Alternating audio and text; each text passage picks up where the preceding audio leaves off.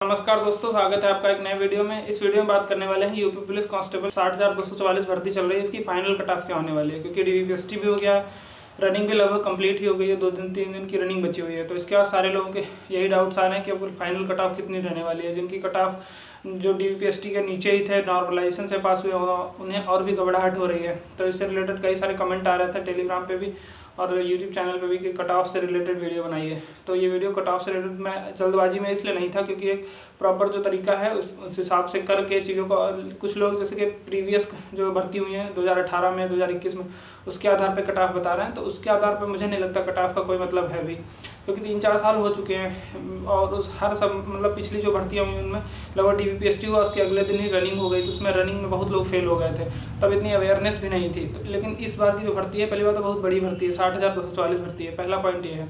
दूसरा पॉइंट ये है कि एग्ज़ाम को बहुत टाइम मिल गया था। पहले फरवरी में एग्ज़ाम हुआ, फिर वो कैंसिल हो गया, फिर लगभग इस एग्ज़ाम हुआ आपका अगस्त में। तो काफ़ी टाइम मिल गया, तो लोग पैटर्न भी समझ चुके थे, तो उन्होंने अच्छी तैयारी कर ली। इसलिए लगभग हर जो एससी कैटेगरी से एसटी कैटेगरी से सबने स्कोर बहुत अच्छा किया है।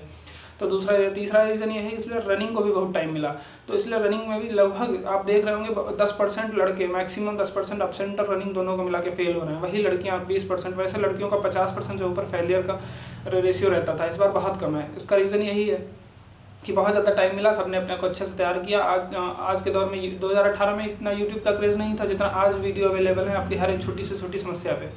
तो इसलिए बहुत ज़्यादा बदलाव है पिछली भर्तियों और इस भर्ती के अनुमान में। लोग मतलब पिछली भर्ती का आपको 20-20 मिनट के वीडियो में सब पिछली भर्ती का समझाया जा रहा है, लास्ट में कुछ बता दे रहे हैं। तो वो भी ठीक है अपनी जगह, जिसको समझ आ रहा है। लेकिन मुझे लगता है इस भर्ती और पिछली भर्ती का कंपैरिजन ही एकदम बिल्कुल गलत है, कोई उसका सिरपैर ही नहीं है। तो इस वीडियो में अब टाइम भी, इसलिए जब रनिंग में टाइम अच्छा खासा मिला। डीवीपीएसटी में भी बहुत कम ही लोग, 7-8-10 हज़ार लोग ही फेल हुए, ज़्यादा लोग उसमें भी डीवीपीएसटी में भी नहीं फेल हुए। बस उसमें हाइट का ही जिसका इशू था वही बाहर हुआ, या कोई मेजर डॉक्यूमेंट में इशू था, वरना बहुत कम लोग डीवीपीएसटी में फेल हुए। रनिंग में भी बहुत कम ही लोग फेल हो रहे हैं।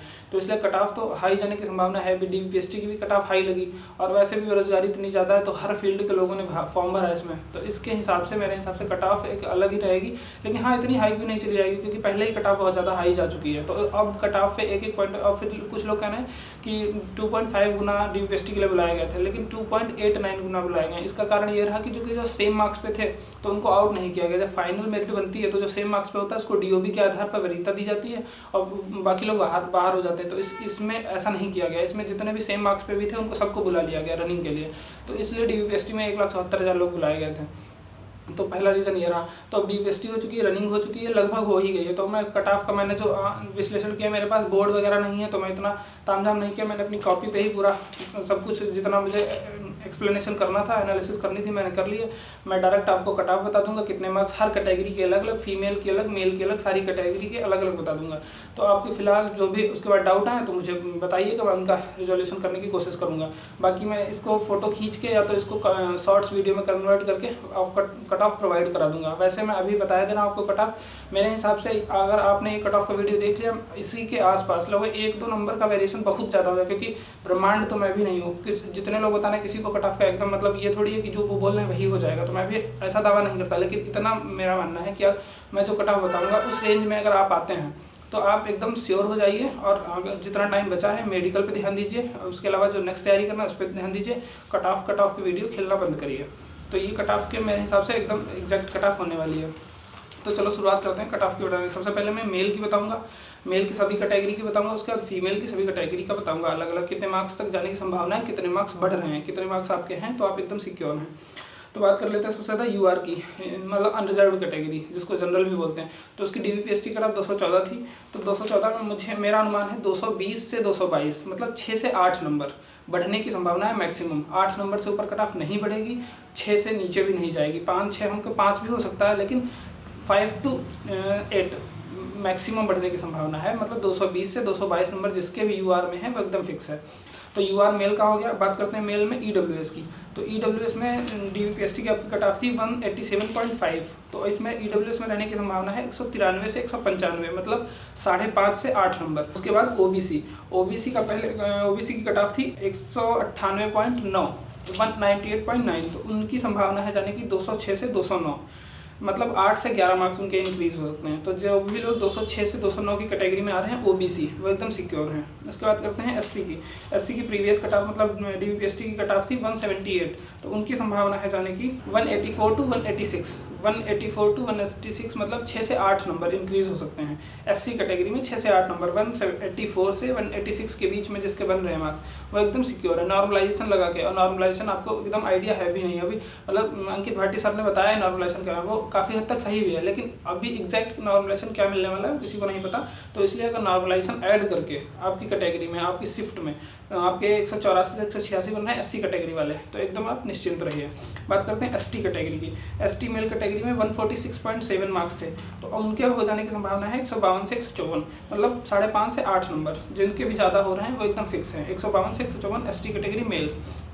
ये मैंने मेल की बता दी। मैं बात करता हूँ फीमेल कैटेगरी की।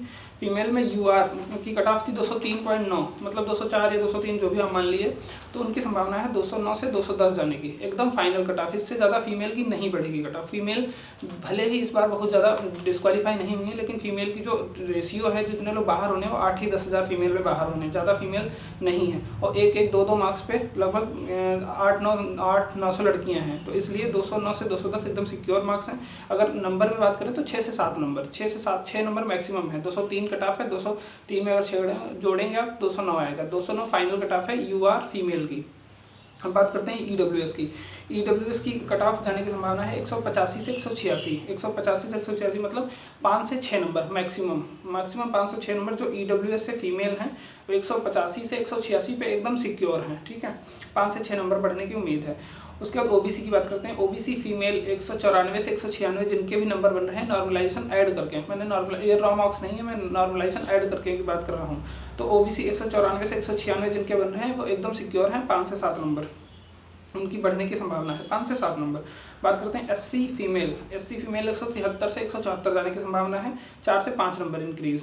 उसके बाद एसटी कैटेगरी फीमेल 141 से 141 मार्क्स से 142 के बीच में जिनके हैं, 141, 42, 40 की रेंज में जिसके हैं, 5 से 6 नंबर जितने आपके मार्क्स बन रहे हैं उसमें 5 से 6 नंबर ऐड कर दीजिए, वो आपकी cut off ST category female की रहने वाली है।